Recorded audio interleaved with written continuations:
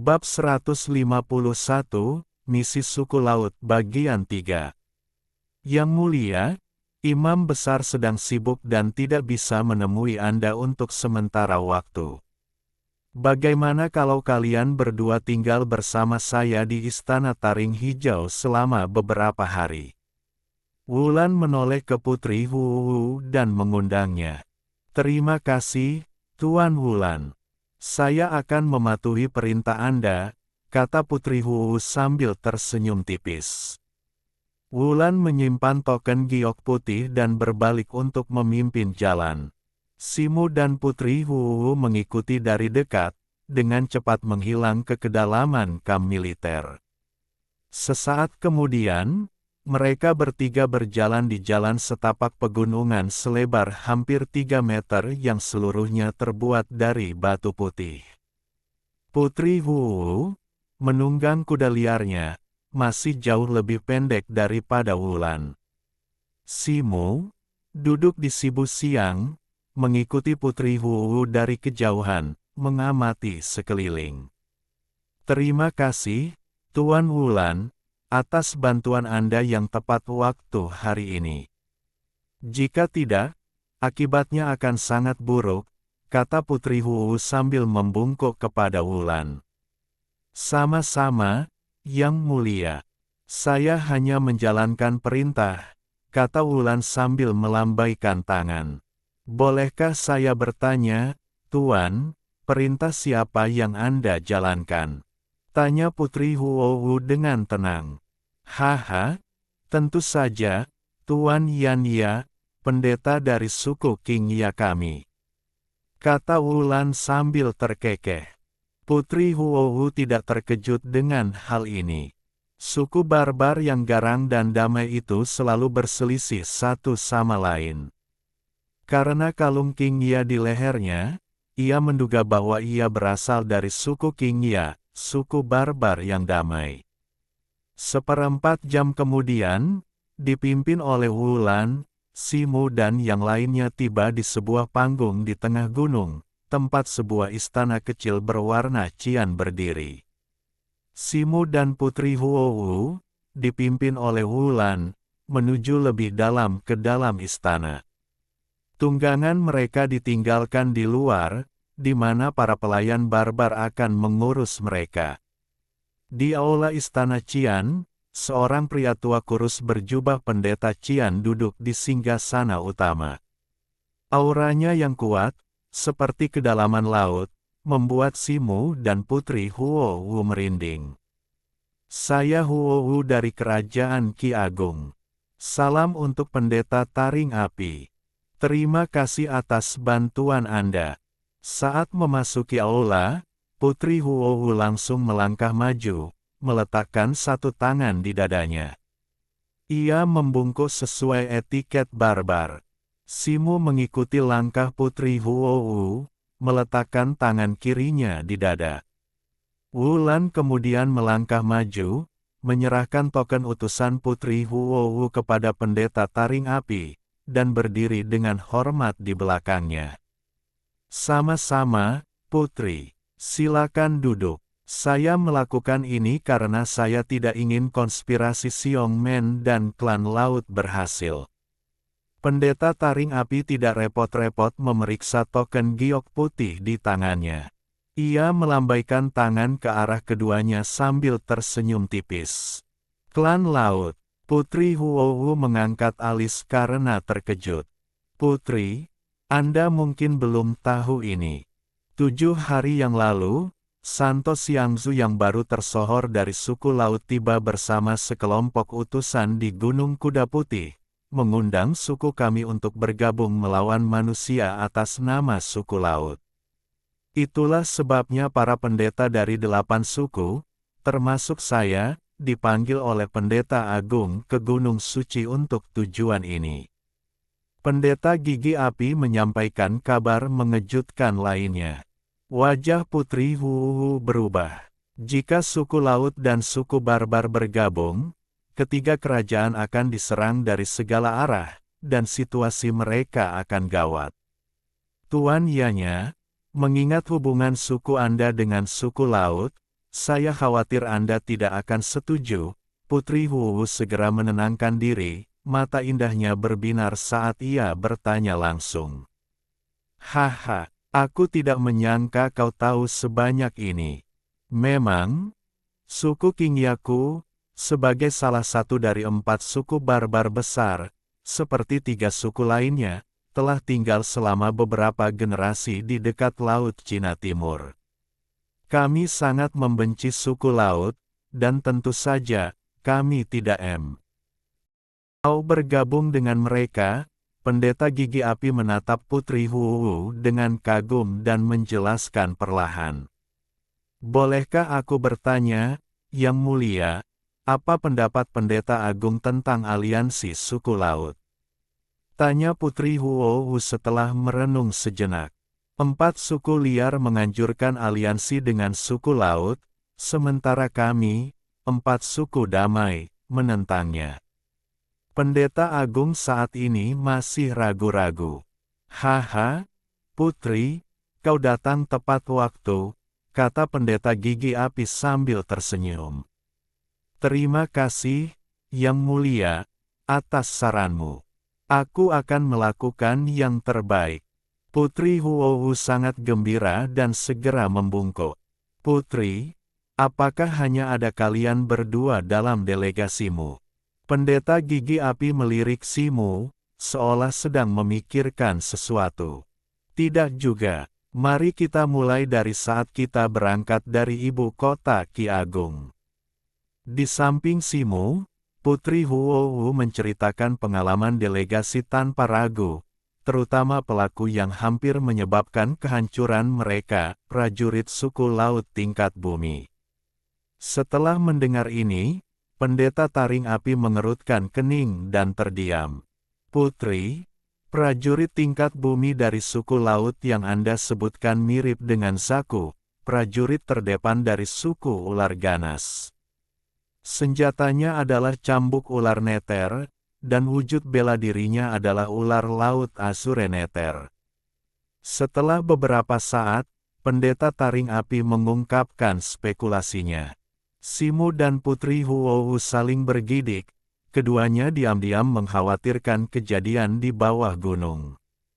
Ngomong-ngomong, jejak ki sejati Azure neter masih ada di dalam dirimu. Meskipun kau telah menekannya untuk sementara, itu akan tetap menjadi duri dalam dagingmu dalam jangka panjang. Aku punya pil kiin yang mungkin dapat membantumu menghilangkannya sepenuhnya.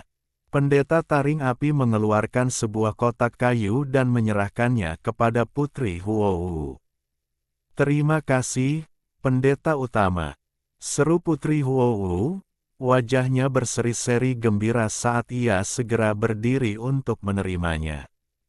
Setelah berbincang dengan Pendeta Taring Api untuk beberapa patah kata lagi, Putri Wu dan Simu segera berpamitan.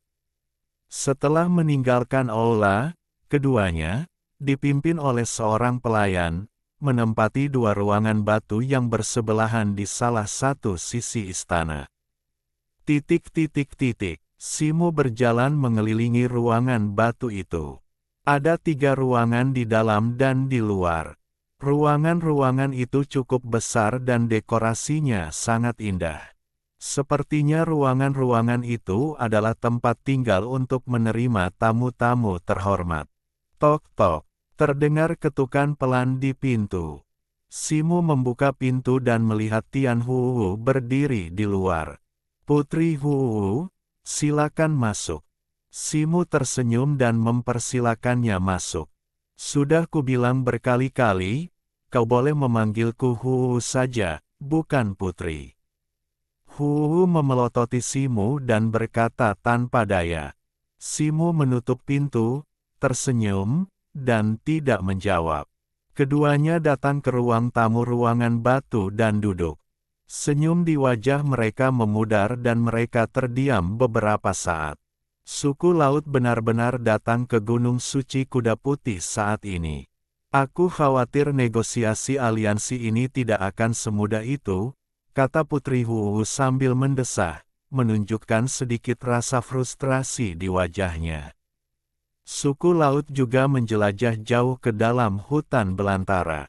Mereka tidak hanya tiba di Gunung Suci 7 hari sebelum mereka sendiri, mendahului kemajuan musuh, tetapi mereka juga dipimpin oleh gadis suci mereka sendiri, menunjukkan kekuatan dan aura mereka yang luar biasa. Suku manusia, yang hanya terdiri dari Huowu dan Simu, tampak kalah jumlah. Terlepas dari pihak mana yang diunggulkan oleh suku barbar, perbandingan kekuatan ini menempatkan manusia pada posisi yang sangat tidak menguntungkan, membuat Huowu frustrasi. Dari apa yang dikatakan pendeta taring api, suku barbar masih berdebat tentang masalah ini.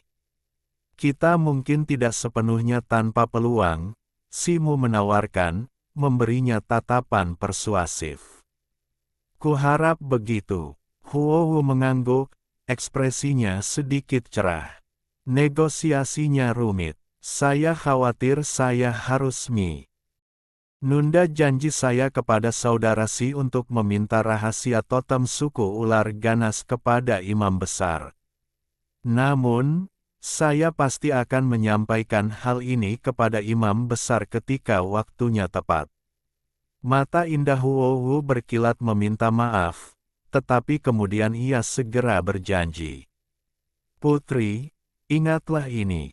Kita bisa membicarakannya setelah negosiasi selesai. Simu tersenyum tipis, tanpa komitmen. Jangan khawatir, saudara Si. Saya, Huowu, adalah orang yang menepati janji.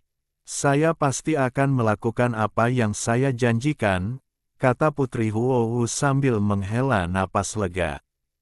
Terima kasih banyak, Putri, Simu mengangguk.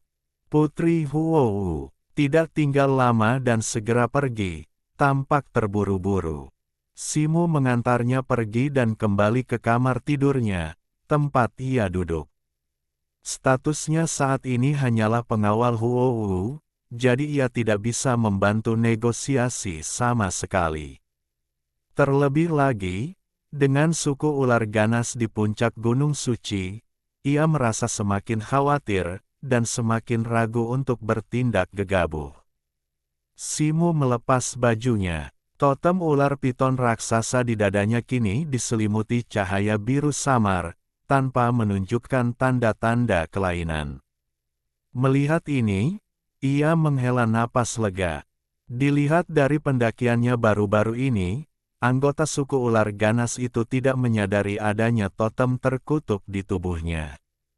Tampaknya esensi darah ular berbisa unikon cukup efektif untuk menutupi kutukan totem tersebut.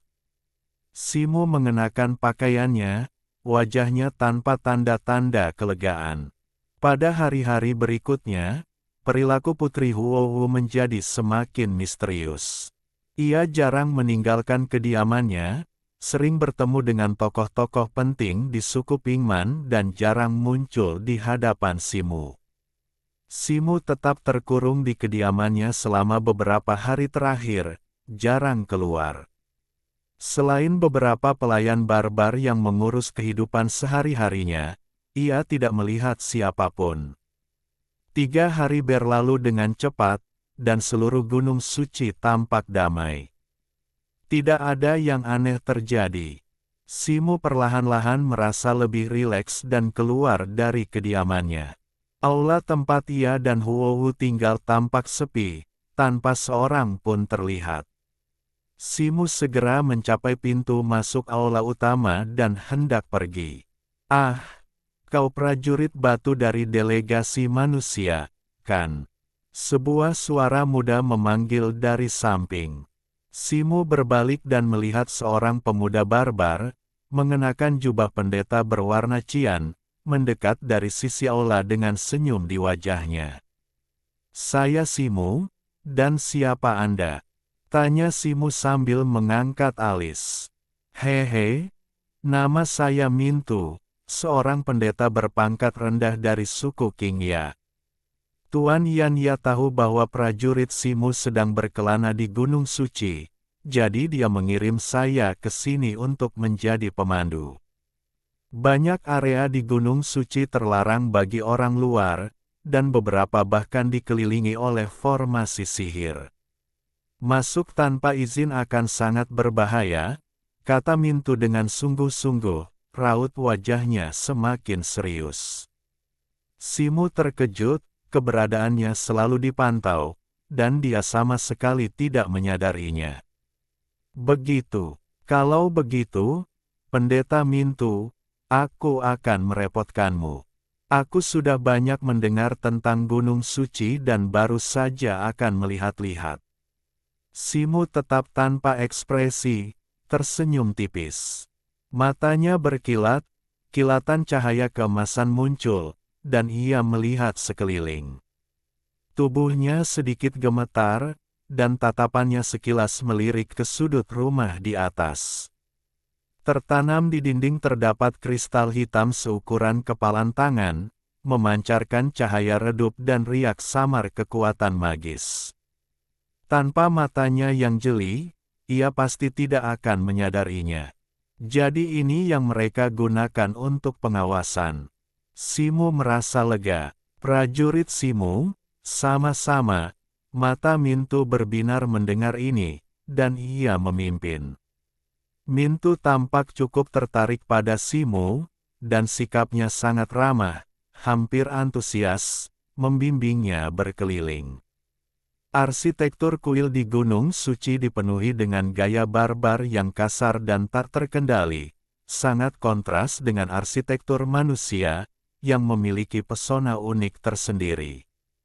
Sambil mengajak Simu berkeliling, Mintu menjelaskan kisah-kisah di balik setiap aula, setiap bangunan, dan bahkan setiap mural. Mintu juga tampak sangat ingin tahu tentang hal-hal tertentu tentang manusia, dan ia sering bertanya kepada Simu. Simu memiliki agendanya sendiri, yaitu menjawab setiap pertanyaan, yang sangat meningkatkan rasa suka Mintu kepadanya. Bab 152, Banyak Ular Piton Ganas. Saudara Min, kau tahu banyak tentang umat manusia kita. Kau benar-benar terpelajar. Aku mengagumimu, seru Simu dengan kekaguman yang tulus. Saudara Si, kau terlalu baik. Sebagai pendeta pelindung tanah suci, aku telah ditempatkan di istana salju suci sepanjang tahun. Aku sebenarnya belum pernah ke dunia luar, tetapi aku telah membaca banyak sejarah dan karya klasik tidak resmi. Mintu tersenyum rendah hati. Oh, apakah ada semacam perpustakaan di istana salju suci? Aku ingin tahu apakah aku bisa mengunjunginya. Mata Simu berbinar saat ia bertanya. Mendengar ini, wajah Mintu menunjukkan keraguan, lalu ia berkata dengan nada meminta maaf.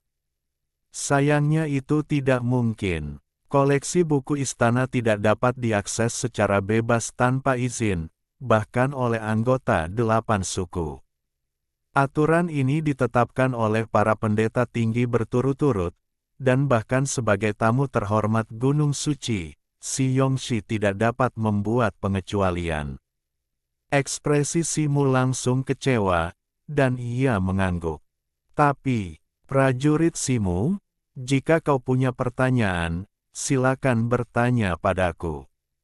Aku sudah membaca hampir semua buku di istana. Mintu menghela napas lega ketika Simu tidak mendesak, tetapi ia tampak sedikit malu dan berkata cepat. Tidak apa-apa, sungguh. Aku hanya penasaran dengan apa yang kulihat dan dengar sejak memasuki hutan belantara. Mata Simu berkedip, dan sambil berjalan maju, ia dengan santai membahas adat istiadat dan praktik kaum barbar. Mintu merasa lega, dan mulai menjelaskan keraguan yang diajukan Simu. Saat keduanya mengobrol, Simu, sengaja atau tidak sengaja, mulai mengarahkan pembicaraan ke arah mistisisme totem barbar. Mistisisme totem adalah fondasi ras barbar, dan Mintu segera menjadi lebih berhati-hati. Namun, Ia juga mulai bertanya kepada Simu tentang seni bela diri dan sihir manusia. Yang mengejutkan Mintu, Simu tampak sama sekali tidak siap dan menjawab hampir setiap pertanyaan, yang membuatnya terkejut. Namun, ketika Simu menanyakan beberapa pertanyaan tentang sihir totem, Mintu mau tidak mau menjawab. Begitu ia mulai berbicara, Mintu perlahan-lahan melepaskan keraguannya dan mulai berbicara tanpa henti. Keduanya berjalan semakin lambat. Akhirnya, mereka berhenti di tempat terpencil dan membahas sihir totem barbar dan seni bela diri manusia. Setelah percakapan singkat, keduanya merasa telah memperoleh banyak hal. Mintu, khususnya, sangat tertarik pada sihir dan jimat manusia. Ia terus bertanya, Simu sangat murah hati dalam hal ini. Ia tidak hanya melakukan beberapa sihir tingkat rendah di tempat, ia juga mengeluarkan 2 jimat tingkat rendah untuk diperiksa dan direnungkan Mintu. Bahkan, sebagai pendeta barbar tingkat rendah, Mintu setara dengan murid penyihir manusia. Pertanyaan yang ia ajukan hanyalah pengetahuan umum. Itu bukan rahasia. Si Yongxi begitu murah hati sehingga ia bahkan bersedia memberitahuku rahasia teknik jimat para bangsawan. Ia pasti punya sesuatu untuk ditanyakan kepadaku, jadi tolong bicara terus terang. Mintu menatap jimat di tangannya, tatapan aneh tiba-tiba terpancar di matanya. Setelah hening sejenak, ia mengembalikan jimat itu kepada Simu dan berkata terus terang. Saudara Mintu benar, ada yang ingin kutanyakan padamu. Simu tersenyum tipis dan menyimpan jimat itu. Setelah hening sejenak, ia berkata, katakan saja, kalau aku bisa menjawab, aku tidak akan menyembunyikan apapun. Mintu berkata dengan wajah serius. Aku ingin tahu apakah saudara Min pernah mendengar tentang kutukan jiwa mayat 10.000 bencana. Tanya Simu langsung tanpa bertele-tele. Mintu mengangkat alisnya, menunjukkan sedikit keterkejutan. Dilihat dari ekspresi saudara Min, kau seharusnya sudah sedikit memahami kutukan totem ini. Simu berkata dengan gembira, wajahnya tanpa ekspresi. Setahu saya, kutukan ini seharusnya milik suku ular ganas, salah satu dari 8 suku besar. Masalah ini bukan rahasia. 8 suku barbar utama semuanya memiliki sihir kutukan yang serupa. Namun, di suku Qingya saya, sihir kutukan jenis ini terdaftar sebagai teknik terlarang dan dilarang keras untuk dipraktikkan oleh anggota suku. Saya hanya melihat sebagiannya di buku-buku Istana Salju Suci. Saya ingin tahu apa yang ingin ditanyakan oleh saudara Si. Mintu merenung sejenak dan mengangguk. Saya ingin bertanya bagaimana cara mematahkan kutukan ini. Saya harap saudara Min bermurah hati dengan nasihatnya.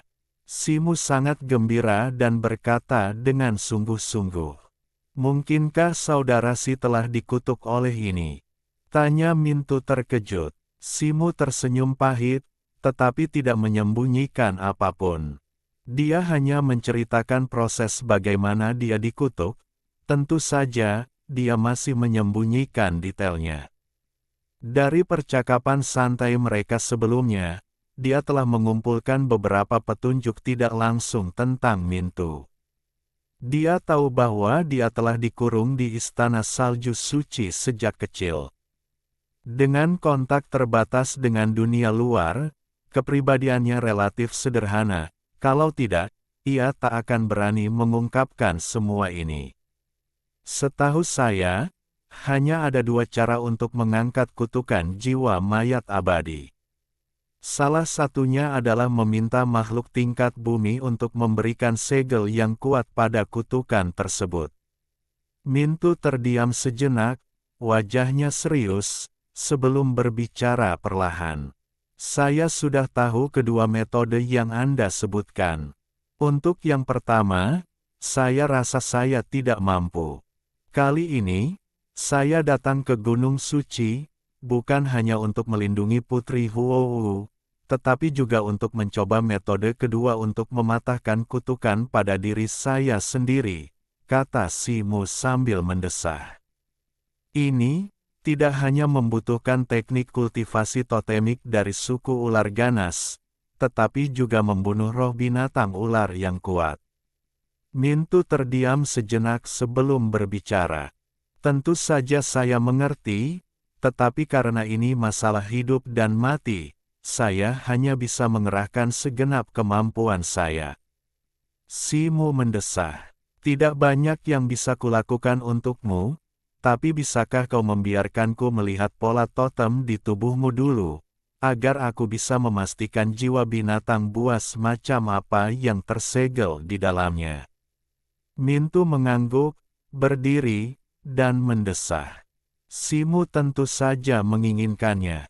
Keduanya kembali ke kediaman Simu melalui rute yang sama. Simu melepas pakaiannya, memperlihatkan totem ular piton raksasa di dadanya. Namun, ketika Mintu melihat pola ular piton raksasa berwarna merah menyala yang mengerikan di dada Simu, ekspresinya tiba-tiba berubah. Setelah mengidentifikasinya sejenak, ekspresinya menjadi lebih berat, dan tatapannya yang menatap Simu dipenuhi rasa iba. Saudara Min, jangan khawatir, katakan saja padaku, tanya Simu dengan hati-hati. Sejujurnya, totem terkutuk itu menyegel jiwa binatang buas terkenal di alam liar kita, ular piton berkepala banyak. Meskipun hanya ular piton berkepala satu tingkat terendah, kekuatannya tak kalah dengan kesempurnaan agung pasca kelahiran. Untuk menekan kekuatan kutukan itu, saudara Si tak punya pilihan selain memburu ular piton berkepala banyak yang lebih kuat. Namun, ular piton berkepala dua pun tak kalah kuatnya dengan seorang kultivator tahap awal bawaan yang kuat. Mintu mendesah dan menggelengkan kepalanya. Petik 2. Meski begitu, aku hanya bisa menelan ludah dan menerjang maju. Aku ingin tahu di mana di alam liar ini aku bisa menemukan ular piton berkepala banyak ini. Bisakah kau memberiku saran, Saudara Min? Tanya Simu perlahan, tanpa terkejut sama sekali. Ular piton berkepala banyak itu menghilang dari alam liar ratusan tahun yang lalu. Bahkan jika saudara Si bisa meminta bantuan seorang kultivator bawaan yang kuat, aku khawatir dia tak akan mampu memburu jiwanya. Mintu terdiam sejenak sebelum berbicara. Ekspresi Simu berubah. Sebenarnya, ada tempat lain di mana makhluk ini mungkin ditemukan, yaitu di dalam gerbang prajurit. Anggota suku ular ganas yang dibunuh oleh saudara Si mungkin mendapatkan jiwa makhluk itu di sana. Namun, itu adalah area terlarang bagi suku kami. Belum lagi tempat itu belum dibuka, kalaupun dibuka, kami tidak akan mengizinkan orang luar seperti saudara Si masuk. Mintu ragu sejenak sebelum berbicara. Wajah Simu akhirnya menjadi muram. Mintu tampak agak enggan melihat Simu dalam kondisi seperti itu. Setelah beberapa patah kata, ia bangkit untuk berpamitan. Awan kelabu bergulung tak berujung di langit, angin gelap dan suram bertiup semakin kencang, menebarkan kesuraman kelabu yang samar di seluruh dunia. Di bawah langit yang suram, di sebuah cekungan yang dikelilingi beberapa bukit kelabu, debu mengepul, dan di tengah pusaran asap, suara pedang dan tebasan pedang terdengar. Di dalam cekungan, kerangka-kerangka yang hancur berserakan, sementara lebih dari selusin kerangka terlibat dalam pertempuran jarak dekat yang tak henti-hentinya. Beberapa menghunus pisau dan kapak tulang, yang lain tombak dan palu tulang, dan beberapa bahkan pergi dengan tangan kosong. Satu-satunya kesamaan mereka hanyalah kilatan api jiwa hijau di rongga mata masing-masing kerangka. Setiap kerangka tampak dalam keadaan gila, tak peduli dengan jumlah tulang yang patah di tubuh mereka. Selama mereka bisa bergerak, mereka akan melancarkan serangan tanpa henti kepada lawan mereka. Salah satu kerangka raksasa itu menghindari tusukan tombak tulang dari kerangka lawan yang memegang tombak, maju 2 langkah, dan dengan satu ayunan pisau tulangnya, langsung membelah lawan menjadi 2. Namun, sesaat kemudian, tulang kaki dari makhluk tak dikenal menghantam tangan kirinya dari samping. Dengan suara krak yang menggelegar, lengan kiri kerangka raksasa itu langsung terpotong. Kerangka raksasa itu berputar dan, dengan satu tebasan, menebas tulang kaki lawan, langsung memotong lengannya. Lawan tak mau kalah, bahkan merobek salah satu tulang rusuknya sendiri, melanjutkan pertempuran mereka dengan kerangka raksasa itu. Pembantaian yang hingar-bingar dan monoton ini berlanjut di antara sekitar selusin kerangka, dan tak lama kemudian 5 atau 6 kerangka tercabik-cabik. Tak jauh dari kerumunan kerangka yang kacau itu, seorang prajurit kerangka bersenjata pisau dan seorang kerangka raksasa bersenjata senjata terlibat dalam pertempuran sengit. Prajurit kerangka bersenjata pisau itu adalah Yan Luo, tetapi kerangka raksasa itu jelas berada di atas angin. Suara embusan menembus udara. Sebuah tombak tulang melesat dari genggaman kerangka raksasa setinggi 3 meter, bagai kilat, menembus tenggorokan Yan Luo. Kecepatan tombak itu jauh melampaui refleks kerangka rata-rata, dan sudutnya begitu tajam sehingga Yan Luo tak mampu menghindarinya. Saat itu, sosok Yan Luo menghilang, meninggalkan jejak bayangan, nyaris terhindar dari serangan tombak. Detik berikutnya, bayangan itu berhenti di sisi lain kerangka raksasa itu. Begitu Yan Luo muncul, ia menebas kerangka raksasa itu dengan pedangnya. Kerangka raksasa itu bereaksi dengan kecepatan luar biasa, menggerakkan lengannya, dan membenturkan gagang tombak dengan bilah tulang Yan Luo. Kekuatan yang luar biasa membuat Yan Luo terhuyung mundur 3 atau 4 langkah.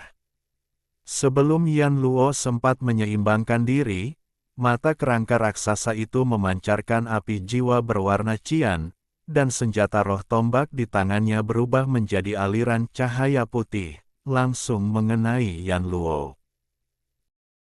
Bab 153, Imam Besar. Mata Yan Luo berkilat dengan api jiwa berwarna cian yang samar.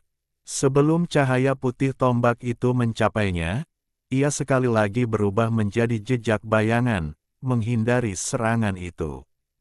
Hal ini terus berlanjut beberapa kali, setiap kali kecepatan Yan Luo seakan hanya bertahan sesaat, namun ia selalu berhasil menghindari serangan dengan lihai. Kerangka raksasa itu akhirnya kesal, ia mengalihkan tombaknya ke tangan kiri dan menghunus cambuk tulang berekor banyak entah dari mana dengan tangan kanannya. Dengan sekali tebasan, beberapa bayangan cambuk seputih tulang berputar ke arah Yan Luo. Yan Luo mengulangi taktik yang sama, dan bayangan-bayangan itu menghindar ke samping. Namun, pada saat itu, cambuk tulang itu tiba-tiba berputar di tengah penerbangan, mengikuti bayangan Yan Luo seperti bayangan. Yan Luo baru saja mendapatkan kembali keseimbangannya. Sebelum ia sempat bereaksi, cambuk tulang berekor banyak itu tiba-tiba mekar seperti bunga, membungkus lengan dan kaki Yan Luo, mengikatnya erat-erat. Yan Luo meronta beberapa kali, tak mampu melepaskan diri. Api jiwa hijau pucat berkelebat di rongga matanya, secercah ketakutan dan ketidakpastian. Kerangka raksasa itu diam-diam membuka mulutnya, seolah tertawa riang. Dengan sentakan tangan kanannya, Yan Luo tanpa sadar menyerbu ke depan. Kerangka raksasa itu secara bersamaan menghunus tombaknya di tangan kiri. Pada saat itu, Yan Luo tiba-tiba berhenti meronta dan melakukan gerakan yang sangat aneh. Ia memiringkan kepalanya, tanpa diduga bertemu dengan tombak kerangka raksasa itu. Dengan suara, bang, yang menggelegar, tengkorak Yan Luo tetap utuh, sementara tombak tulangnya hancur berkeping-keping. Saat kerangka raksasa itu berhenti, Yan Luo memanfaatkan kekuatan cambuk tulang, menghantamkan tengkoraknya ke kepala kerangka raksasa itu tanpa mengurangi kecepatan. Dengan suara berderak, tengkorak kerangka raksasa itu hancur seketika, mengirimkan pecahan tulang beterbangan dan bola cahaya hijau memancar darinya. Yan Luo, di udara, menghirup napas dalam-dalam, mengirimkan cahaya hijau melesat ke mulutnya. Api jiwa hijau pucat di rongga matanya sedikit lebih dalam. Yan Luo berguling dan mendarat, rahang atas dan bawahnya membuka dan menutup beberapa kali. Kemudian, dengan sedikit usaha, ia melepaskan diri dari cambuk multi tulang ekor. Kemudian, dengan putaran cepat, ia menuju ke arah segerombolan kerangka yang masih terlibat dalam pertempuran yang kacau. Di ruang batu aula taring hijau, Simu duduk bersila di tempat tidur, tatapannya sedikit kosong. Setelah beberapa saat, ia tersadar dan mendesah pelan. Ia tak pernah membayangkan bahwa mencabut kutukan itu akan jauh lebih sulit daripada yang dibayangkannya, hampir mustahil. Bukankah semua usahanya untuk mencapai Gunung Suci akan sia-sia? Namun mengingat karakternya, ia tak akan menyerah sampai saat-saat terakhir. Ia menggelengkan kepala, mengesampingkan semua kekhawatirannya untuk sementara. Setelah menelan pil penghancur tulang, ia berkonsentrasi berlatih fenomena surgawi, menutup mata, dan berkultivasi. Setelah waktu yang tak diketahui, Simu tiba-tiba jatuh ke tanah sambil menjerit kesakitan.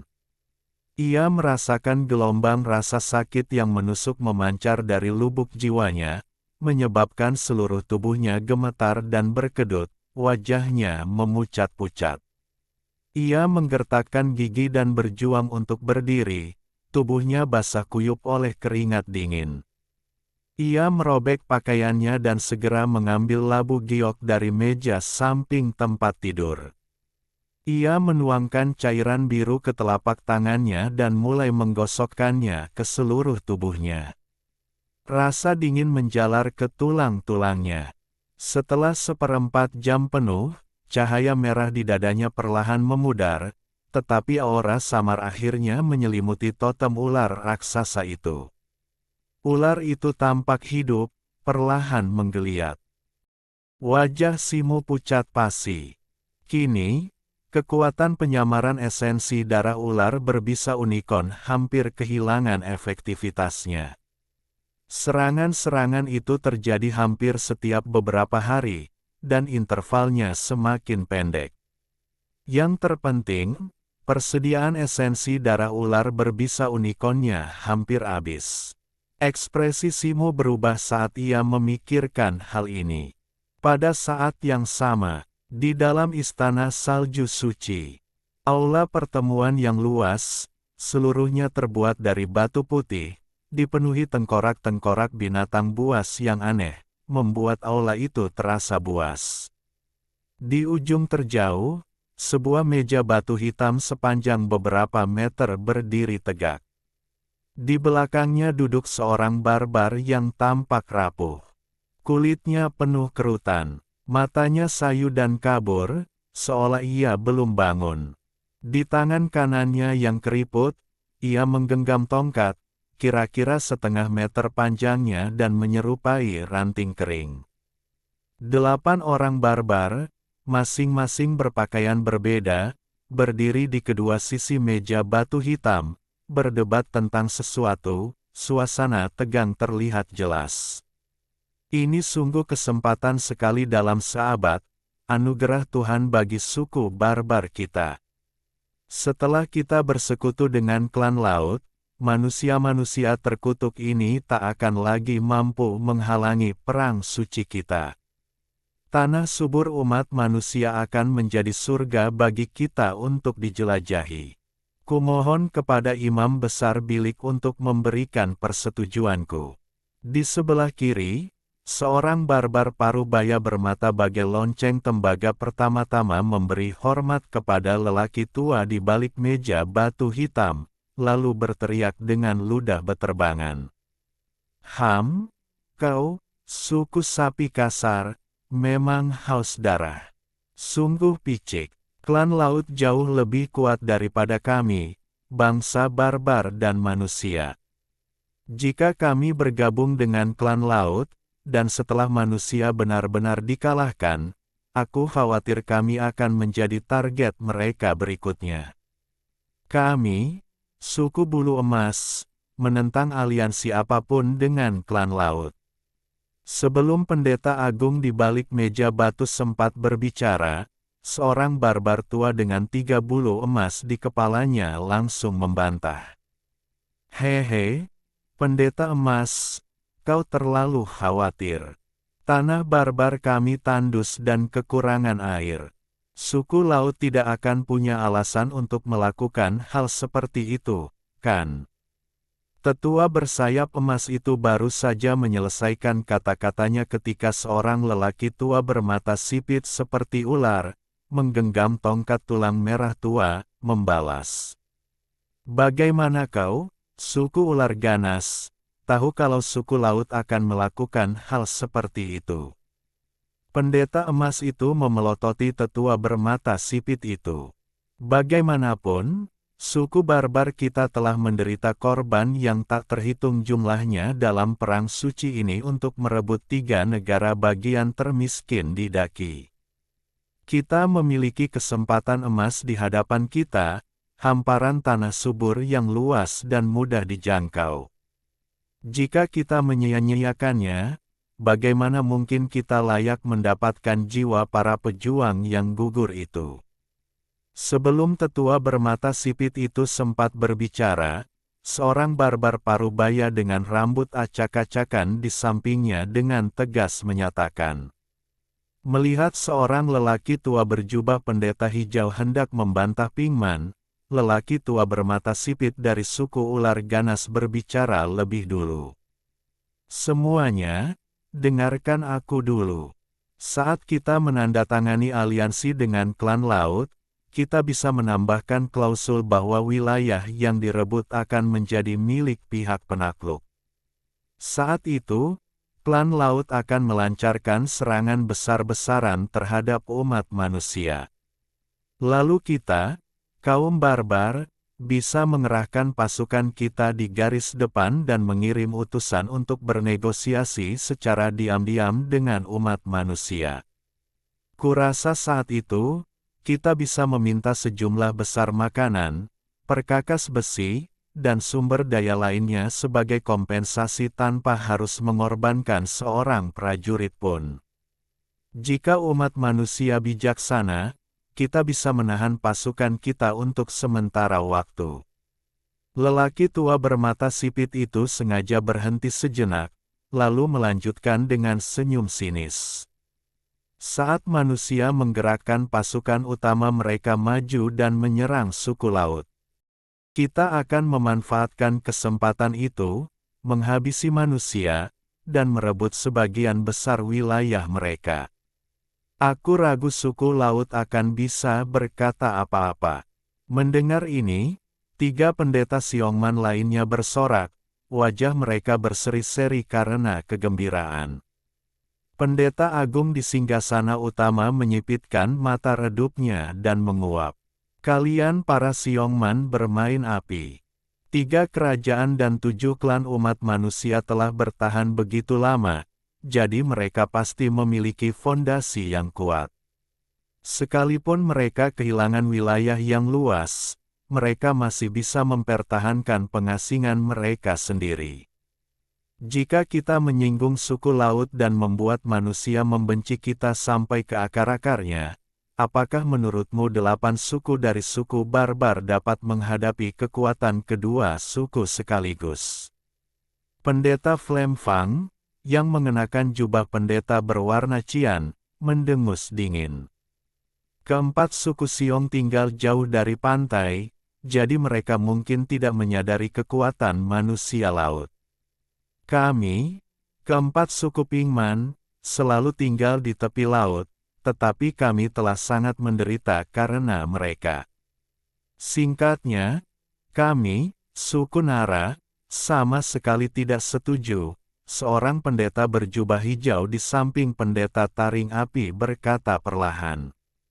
Memang, manusia laut menandatangani gencatan senjata dengan manusia, tetapi mereka mengabaikannya dan melancarkan perang tanpa izin. Kata-kata ras seperti itu tidak bisa dipercaya. Seorang pendeta berjubah hitam yang mengenakan kalung tengkorak, duduk di ujung kanan, menggema. Bagaimana bisa manusia laut disalahkan untuk ini? Manusialah yang tercela, pergi ke laut untuk berburu binatang laut terlebih dahulu. Pendeta sapi liar melotot dan langsung membalas. Untuk sesaat, keempat suku Pingman bersatu menentang aliansi tersebut, dan suku Siongman, yang tidak mau kalah, ikut berdebat. Pendeta taring api sedikit mengernyit, lalu tiba-tiba melambaikan tangan lembut kepada 3 orang di sampingnya, dan para pendeta Pingman berhenti. Apakah akan berunding damai dengan manusia? Itu terserah pendeta agung. Pendeta taring api berdiri, membungkuk, dan berkata, apakah akan beraliansi dengan suku laut atau tidak? Silakan berikan keputusanmu, pendeta agung.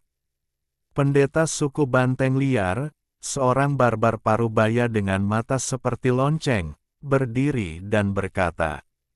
Para pendeta lainnya langsung terdiam, dan semua mata mereka tertuju pada pendeta agung yang tua dan lemah.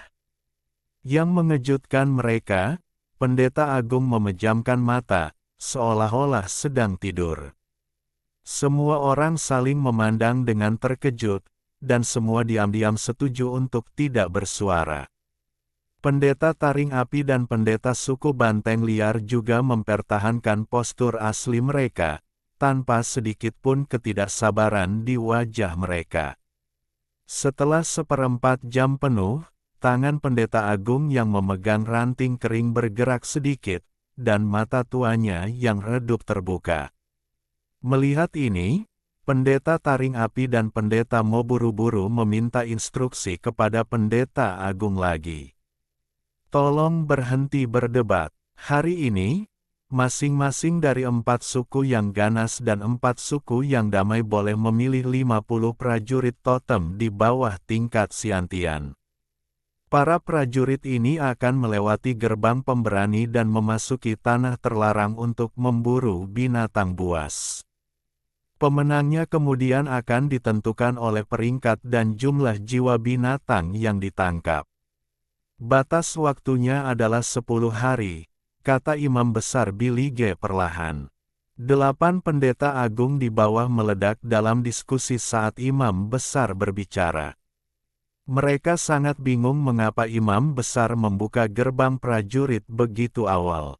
Gerbang prajurit mengarah ke dimensi tertutup yang sangat besar, mempertahankan penampilan kunonya. Gerbang itu dipenuhi dengan energi surgawi dan rumah bagi banyak binatang buas yang telah lama punah di dunia luar. Bagi suku-suku barbar yang tinggal di gurun tandus, itu adalah harta karun yang sangat besar. Membukanya sebelum waktunya akan merugikan kepentingan semua suku, dan para pendeta tentu saja merasa bertentan. Namun, melihat ekspresi tanpa ekspresi Imam Besar dan tidak berniat mengubah urutannya, diskusi mereda. Tidak ada yang berani berbicara lebih lanjut dan mulai mempertimbangkan untung rugi dari kompetisi ini. Tak lama kemudian, wajah para pendeta klan Siong berseri-seri gembira, sementara wajah para pendeta Pingmen tampak agak muram. Raksasa Pingmen, dengan garis keturunan mereka yang lemah, selalu lebih lemah daripada Siongmen.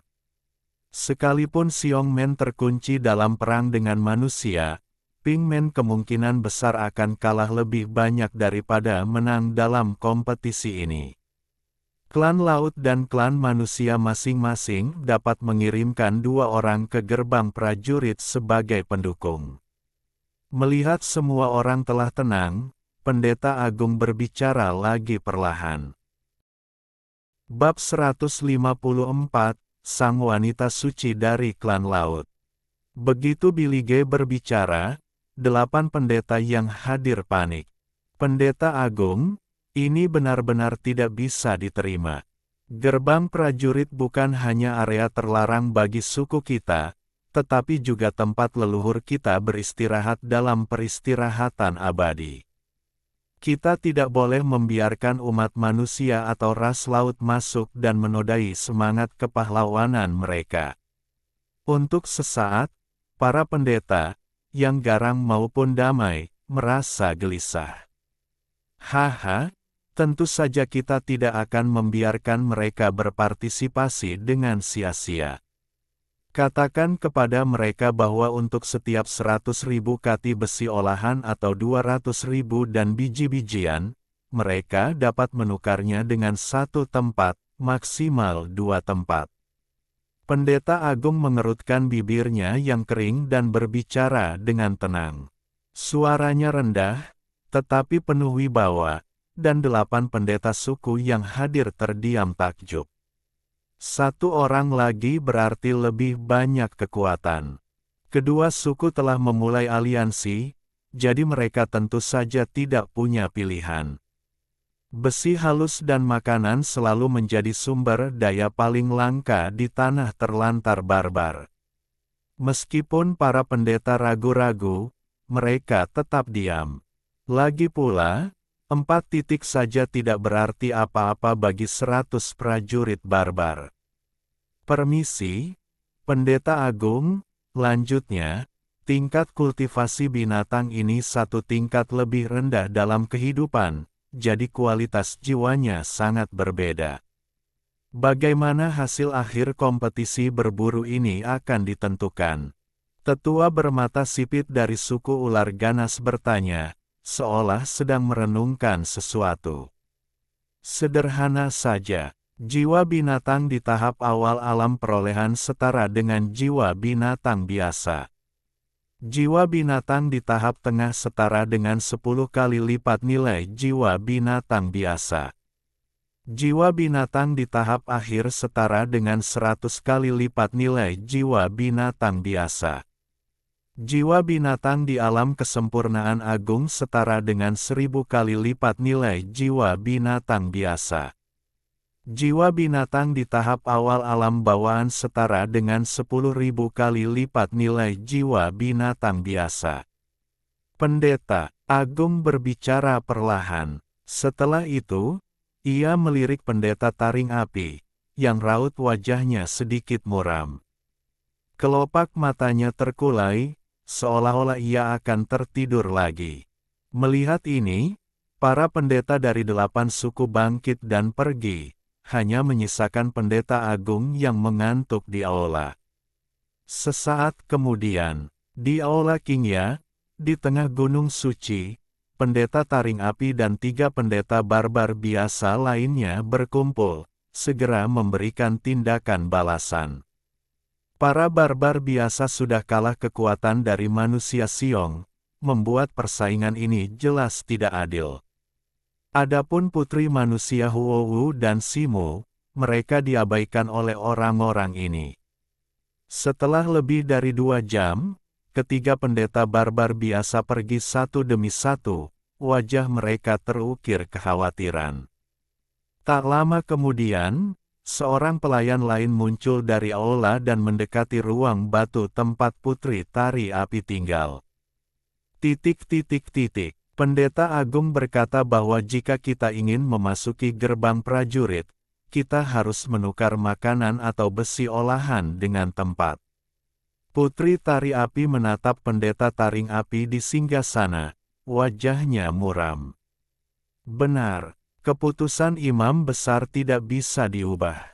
Namun, semua yang kau dapatkan di alam rahasia akan menjadi milikmu.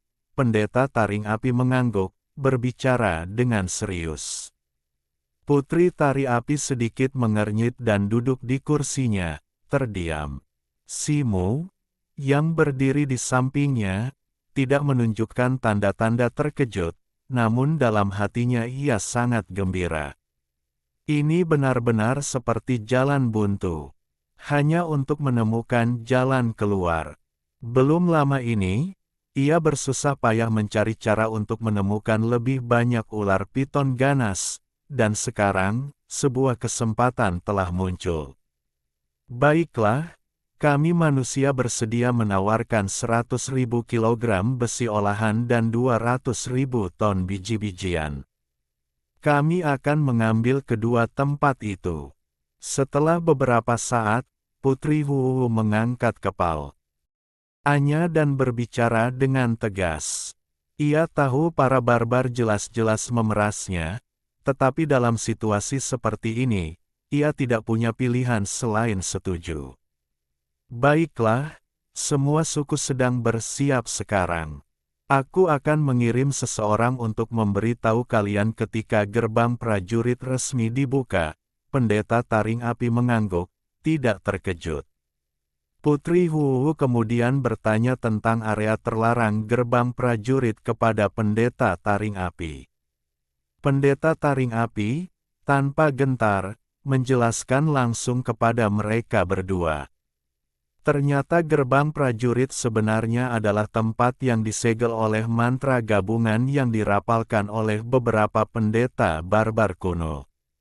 Di dalamnya, hamparan luas itu mempertahankan penampilan zaman kuno. Oleh karena itu, banyak binatang buas yang telah lama punah di dunia luar masih dapat ditemukan di dalamnya, termasuk beberapa binatang purba. Setiap 10 tahun, selama upacara pengorbanan barbar yang diadakan di Tanah Suci, pendeta tinggi, setelah berdoa, membuka gerbang prajurit, yang memungkinkan tim dari setiap suku untuk masuk dan memburu binatang buas. Memperoleh jiwa binatang telah menjadi upacara yang sangat dihargai bagi setiap suku, karena kualitas jiwa binatang yang diperoleh di dalam gerbang prajurit jauh lebih unggul daripada yang ditemukan di luar. Selama sisa waktunya, Simu, selain perjalanan ke pasar barbar di dekat Tanah Suci, menghabiskan sebagian besar waktunya dalam pengasingan, berkultivasi dengan keras. Di pasar, Simu menggunakan resep kuno yang diperolehnya dari Mintu, meramu bubuk obat yang mampu menjinakkan ular piton berkepala banyak. Ia juga membeli sejumlah jimat kulit binatang kosong berkualitas tinggi untuk membuat jimat tingkat rendah. Berdasarkan percobaan sebelumnya, efek peningkatan kecepatan jimat petir yang digambar di atas kertas kulit binatang ini setidaknya sepertiga lebih besar daripada jimat biasa. Lebih lanjut, Putri Wu secara khusus menghadiahkannya 3 jimat yin dingin tingkat menengah, yang diklaim untuk perlindungan diri. Meskipun ini hanyalah jimat tingkat menengah atribut air yang paling umum, jimat-jimat itu masih di luar kemampuan Simu saat ini. Dengan persiapan ini, Simu merasa lebih percaya diri untuk perjalanannya ke daerah terlarang. Beberapa hari kemudian, di lembah di belakang Gunung Baima. Lembah itu sangat luas, membentang lebih dari 100 hektar. Di suatu tempat di dalam lembah, batu-batu putih persegi panjang, berukuran beberapa kaki, berdiri tegak. Masing-masing diukir dengan simbol penyihir berwarna merah darah. Bongkahan-bongkahan batu ini membentuk lingkaran besar berdiameter sekitar 30 meter, samar-samar membentuk formasi batu yang masif.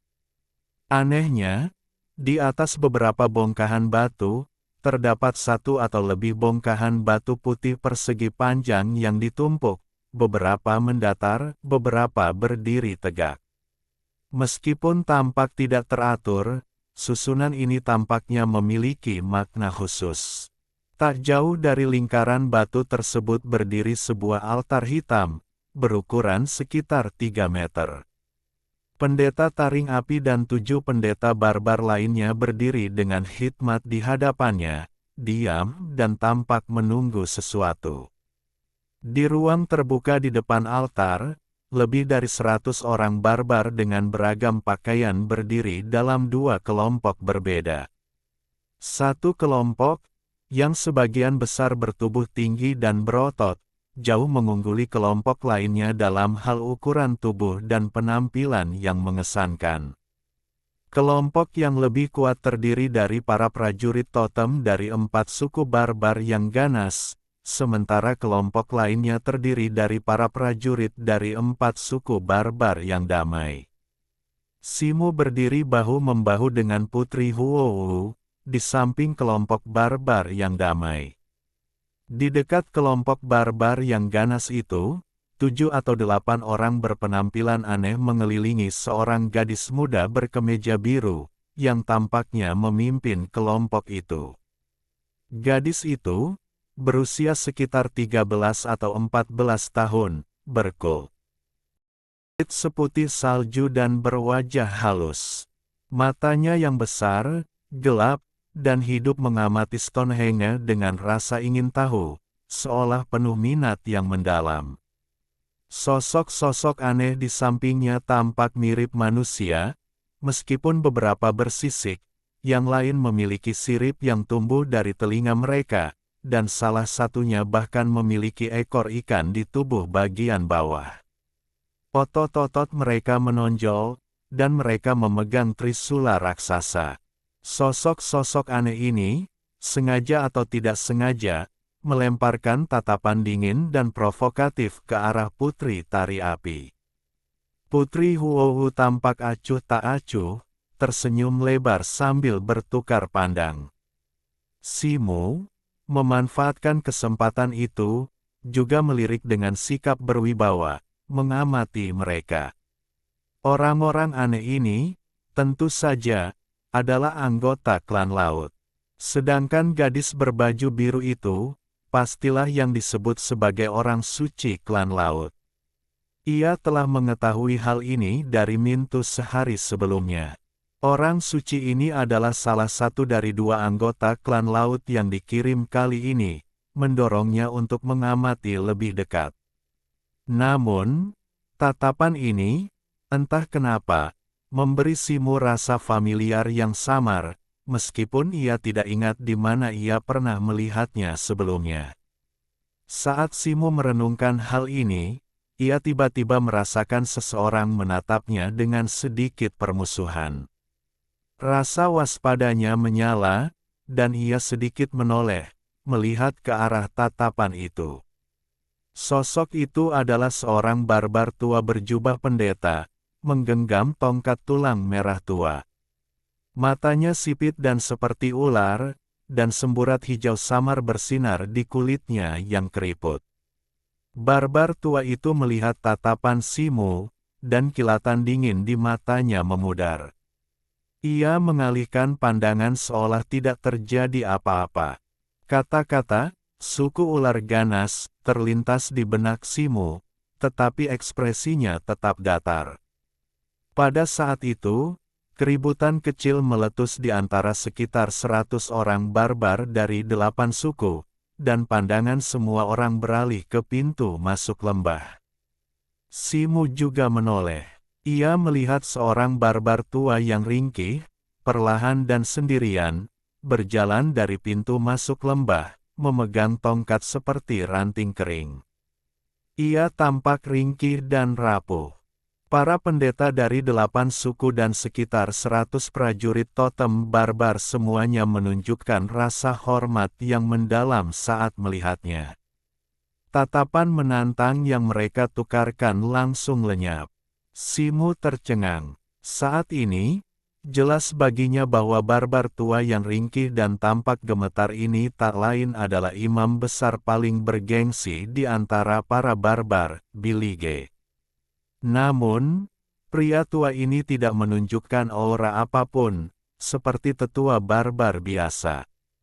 Ia tak mungkin bisa dikaitkan dengan sosok legendaris yang hampir bisa memegang kendali di antara para barbar. Bilige berjalan perlahan, setiap langkah seakan menguras seluruh tenaganya. Namun, tak satu pun barbar menunjukkan sedikit pun ketidaksabaran. Mereka hanya memperhatikan lelaki tua itu dalam diam saat ia mendekati altar hitam, selangkah demi selangkah. Untuk sesaat, seluruh tempat itu hening total. Setelah 1/4 jam penuh, saat pendeta agung berdiri di altar hitam, para pendeta dari 8 suku di sekitarnya, termasuk taring api, tiba-tiba bubar dan membentuk lingkaran di sekitar altar. Para prajurit dewa barbar, gerbang prajurit akan segera dibuka. Apakah kalian siap? Kata Bilige, matanya yang redup perlahan mengamati ruangan dari atas altar, yang tingginya lebih dari 1 meter. Ya, seluruh tempat itu bergemuruh. Suara 100 prajurit totem barbar langsung mengguncang seluruh lembah di balik gunung, bergema di langit. Kemudian, semua orang mulai berteriak dan bergegas menuju formasi batu. Simu dan Huohu bertukar pandang sebelum mengikuti para prajurit totem Pingman. Gadis berbaju biru di seberang mereka membisikkan sesuatu kepada yang lain di samping mereka sebelum memimpin makhluk laut setengah manusia setengah ikan yang kuat itu menuju formasi batu. Formasi batu berdiameter 100 kaki itu dapat menampung lebih. Bab 155, Serigala Setan Hijau. Dalam sekejap, kelompok Pingman dan Siongman telah berkumpul di ruang terbuka tengah formasi batu, meskipun mereka tetap terpisah dengan jelas. Tatapan mereka dipenuhi rasa provokasi dan permusuhan yang semakin kuat. Setelah semua orang memasuki formasi batu, sebuah nyanyian yang tak terpahami mulai terdengar dari arah altar. Simu, mengikuti Putri Huwu, duduk di sisi Pingman. Sekilas pandang menunjukkan bahwa di altar hitam, pendeta tinggi Bilige sedang menampilkan tarian aneh dengan irama yang aneh, memegang tongkat pohon yang layu. Mata Bilige masih kabur, tetapi tangan dan kakinya yang gemetar kini luar biasa lincah, sangat kontras dengan keadaannya sebelumnya, di mana berjalan pun terasa sulit. Para pendeta dari 8 suku di sekitarnya juga berlutut dengan ekspresi hikmat, tangan mereka terangkat, menggumamkan sesuatu, seolah-olah sedang berdoa. Saat berikutnya, dalam radius beberapa ratus kaki yang berpusat di altar, energi spiritual langit dan bumi tiba-tiba menjadi luar biasa bergejolak. Sekumpulan cahaya padat muncul dari udara tipis, tak terhitung jumlahnya. Kemudian, bagaikan gelombang pasang, mereka mulai menyerbu ke arah pendeta agung. Semburan cahaya yang menyatu berputar di sekitar pendeta agung, membentuk pusaran yang terlihat. Gelombang kekuatan magis yang dahsyat menyebar bagaikan air pasang yang mengamuk, menyapu kolom-kolom angin yang melesat ke langit. Langit bergemuruh dengan angin, dan awan-awan gelap berkumpul. Matahari yang tadinya terik, menjadi samar-samar terlihat di antara awan hingga terbenam sepenuhnya. Tepat ketika seluruh lembah tiba-tiba menjadi gelap, Priliger di altar tiba-tiba berhenti menari, anggota tubuhnya membentuk pose-pose aneh. Mantra 8 pendeta di sekitarnya juga tiba-tiba berhenti. Di dalam formasi batu, mata semua orang barbar menjadi bersemangat, masing-masing bersemangat untuk mencoba. Pada saat itu, tongkat di tangan Priliger, bagaikan ranting kering, tiba-tiba bersinar merah, dan aura yang menakutkan seolah-olah dapat menghancurkan langit dan bumi melonjak ke langit dari cahaya merah tersebut. Dalam sekejap, aura Bilige berubah drastis, dipenuhi aura suci yang tak tergoyahkan. Bersamaan dengan itu, karakter-karakter penyihir di batu-batu besar yang membentuk formasi batu mulai memancarkan cahaya merah samar. Simu menatap fenomena aneh ini dengan kaget, diam-diam takjub akan kekuatan tersembunyi sang pendeta tinggi. Tiba-tiba, Simu merasakan sensasi hangat di lengannya. Terkejut, ia hendak meraih ke dalam pelukannya. Pada saat yang sama, wanita berbaju biru dari suku laut di seberangnya tampaknya juga merasakan sesuatu. Matanya melirik kerumunan ke wajah Simu, memperlihatkan ekspresi terkejut yang tak terselubung. Bibirnya sedikit terbuka, seolah hendak berbicara. Namun pada saat itu, cahaya merah yang sangat besar tiba-tiba turun dari langit, menyelimuti semua orang di dalam formasi batu. Ketika cahaya merah itu sepenuhnya lenyap, formasi batu yang sangat besar itu kembali ke ketenangannya yang sunyi, pusatnya kini kosong. Simu mendapati dirinya berada di dunia yang gelap, kilatan cahaya redup melesat menembus kegelapan, seperti bintang jatuh di langit malam. Tubuhnya melayang dalam kegelapan, seperti daun gugur yang melayang di udara, tak tertopang oleh kekuatan apapun. Namun, kondisi ini tidak berlangsung lama, karena kekuatan sobek yang dahsyat tiba-tiba menghantamnya, menariknya ke bawah. Simu merasakan cahaya bintang yang tak terhitung jumlahnya berkelebat di hadapannya, memenuhi udara. Kemudian, tiba-tiba, kilatan cahaya terang muncul. Dengan bunyi gedebuk, tubuhnya terbanting keras ke permukaan padat. Rasa sakit yang membakar menjalar di bahunya, dan ia tersentak saat berdiri. Pemandangan di hadapannya perlahan menjadi jelas. Hutan lebat memenuhi sekelilingnya. Pepohonannya luar biasa tinggi, seringkali menjulang tinggi, dengan cabang dan daun yang rimbun, menghalangi sinar matahari. Tanahnya ditumbuhi semak dan gulma, penuh dengan kehidupan.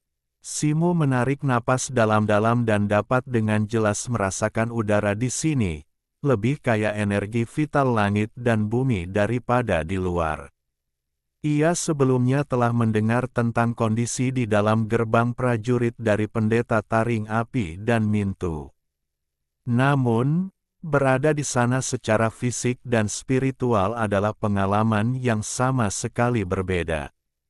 Setelah mengalihkan pandangannya, ia mengamati sekelilingnya dengan ekspresi waspada, tangannya menggenggam gagang pisau hitam meteoritnya. Suasana di sekitarnya tenang, tanpa gerakan yang aneh. Simu menghela napas lega, lalu mengeluarkan dari dadanya sebuah kulit binatang menguning yang diperolehnya dari Mintu. Kulit itu berisi peta topografi kasar gerbang prajurit. Ia mengamati sekeliling, dan bagaikan monyet yang lincah. Ia memanjat sebuah pohon tua yang besar. Dalam sekejap, Simu mencapai puncak pohon itu, menjulang tinggi di atas pepohonan di sekitarnya, menawarkan pemandangan panorama area tersebut sejauh bermil-mil. Ia saat ini berada di sebuah hutan yang terletak di antara dua puncak. Di ujung kanan terbentang hutan yang lebih rimbun, sementara tak jauh di sebelah kiri, datarannya perlahan menurun, menampakkan sebuah danau luas yang tenang. Membandingkan peta dengan medan, Simu dengan cepat menemukan sebuah area di tenggara. Ia mengamatinya dalam diam, wajahnya tenang, tetapi sorot matanya penuh perenungan. Peta di tangannya hanya menandai area kecil yang telah dieksplorasi dengan baik, yang dikenal sebagai wilayah terluar dari tanah terlarang. Menuju utara dari sini, di titik paling utara peta, terbentang sebuah sungai besar yang mengalir dari timur ke barat.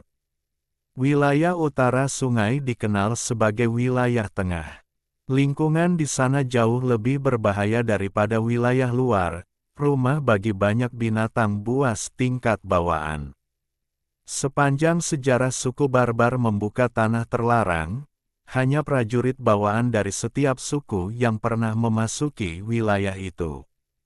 Peta wilayah tengah jauh lebih sederhana daripada wilayah luar, tetapi bagi suku barbar, setidaknya itu adalah tempat berlindung yang aman.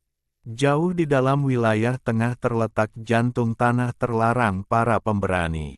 Hanya beberapa suku barbar tingkat bumi yang pernah berkelana ke sana, tetapi rumor mengatakan bahwa terdapat banyak binatang buas tingkat bumi dengan kekuatan tak tertandingi, menjadikannya hutan belantara yang benar-benar kuno.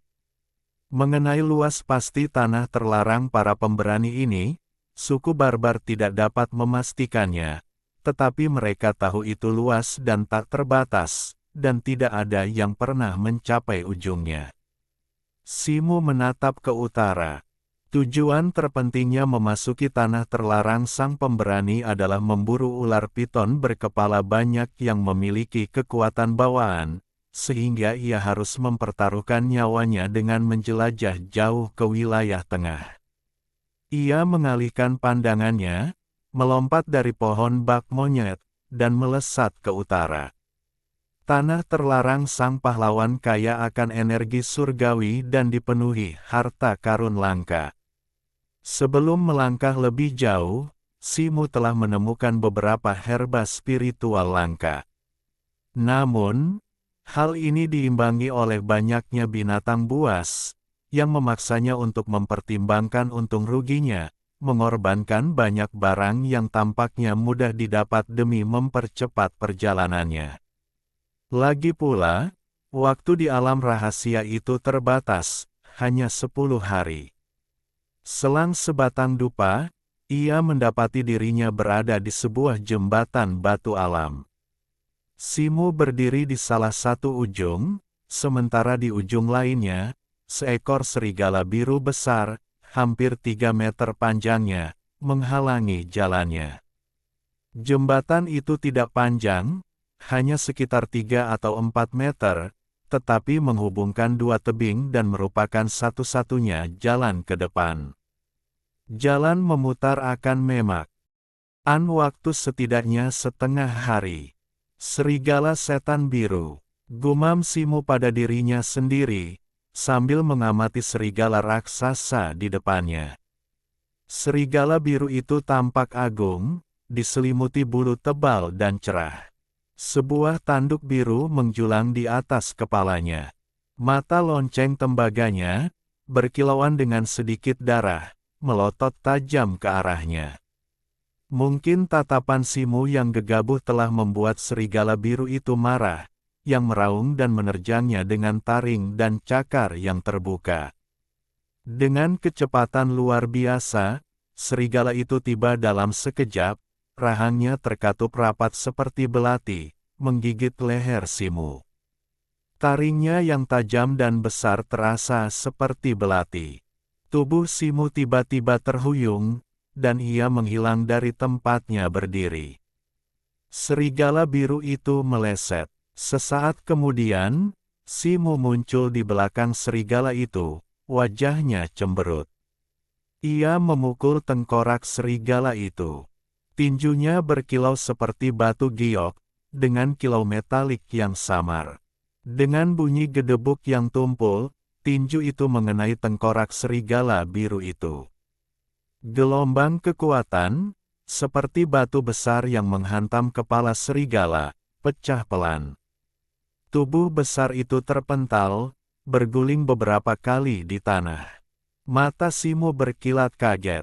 Serigala raksasa ini baru berada di tahap pertengahan alam akuisisi, dan tinju penghancur batu berkekuatan penuhnya, dipadukan dengan kekuatannya yang luar biasa, gagal membunuhnya, hanya meretakkan tengkoraknya. Barbar lain yang hadir kemungkinan besar akan tercengang. Serigala iblis hijau terkenal karena nenek moyangnya yang berbalut besi, khususnya tengkoraknya yang sangat kuat. Tidak ada barbar yang pernah mencoba membunuhnya dengan menghancurkan tengkoraknya. Serigala iblis hijau mengeluarkan raungan yang menyakitkan dan melompat berdiri. Matanya menyala merah tua, dan tanduk di dahinya tiba-tiba memancarkan cahaya hijau. Sebuah bila angin hijau setinggi setengah manusia melesat keluar dengan kecepatan kilat, mencapai Simo yang mengejar dalam sekejap. Simo, yang tampaknya siap, mengeluarkan semburan udara putih dari mulutnya, yang bertabrakan dengan bila angin hijau. Dengan dentuman keras, semburan udara dan bila angin meledak dan hancur. Dengan suara mendesing, bayangan hitam melesat keluar dari ledakan itu, menusuk dada serigala iblis hijau bagai kilat. Itu adalah pisau hitam meteorit, yang dilempar langsung oleh Simo.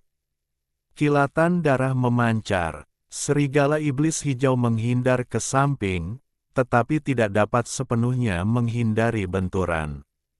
Salah satu kaki depannya tertusuk pisau, dan darah menyembur keluar. Simo memanfaatkan kesempatan ini, terhuyung beberapa langkah ke sisi serigala iblis hijau. Dengan tendangan menyapu seperti cambuk besi, ia mengenai pinggang serigala itu. Retakan tulang yang jelas terdengar. Serigala iblis hijau tertendang mundur dan mendarat dengan keras di tanah, pinggangnya terpelintir secara tidak wajar, jelas patah oleh tendangan itu. Ia tidak bisa lagi menahan jeritan kesakitan. Simo muncul di samping serigala iblis hijau dalam sekejap, dan tinju besinya menyerang lagi, mengenai kepala serigala itu. Kerak, kali ini, kepala serigala iblis hijau tidak luput, hancur seperti semangka, otak merah putihnya berhamburan keluar. Jeritan serigala iblis hijau tiba-tiba berhenti, tubuhnya yang besar berkedut 2 kali sebelum akhirnya tak bergerak. Sebuah bola cahaya cian seukuran kepalan tangan muncul dari kepala serigala iblis hijau, melayang di atas tubuhnya. Siluet serigala mini samar-samar terlihat di dalam cahaya cian tersebut. Simo menatap cahaya cian itu dengan sedikit rasa ingin tahu di wajahnya, lalu mengeluarkan sebuah kantong kulit berwarna merah darah. Tulisan-tulisan magis yang aneh samar-samar terlihat di permukaan kantong itu. Itu adalah kantong jiwa binatang, yang diberikan kepada semua orang oleh Istana Salju Suci sebelum memasuki tempat ini, yang digunakan untuk menyimpan jiwa binatang. Ia menuangkan mana ya ke dalam kantong itu, menyebabkan kantong yang sebelumnya keriput itu bersinar sedikit dan memancarkan daya hisap. Dengan suara mendesing, bola cahaya cian itu langsung tersedot ke dalam kantong. Ia mengangguk puas, mengambil pisau hitam meteoritnya, dan dengan santai memotong tanduk serigala iblis hijau. Serigala iblis hijau itu memiliki kekuatan rata-rata, dan tanduknya adalah satu-satunya bagian dari tubuhnya yang memiliki nilai penting, yang digunakan untuk memurnikan instrumen magis. Karena bau darah dapat mengundang masalah, Simo tidak berlama-lama setelah menendang bangkai serigala itu dari jembatan batu. Ia segera menyeberangi jembatan batu dan melanjutkan perjalanan ke utara.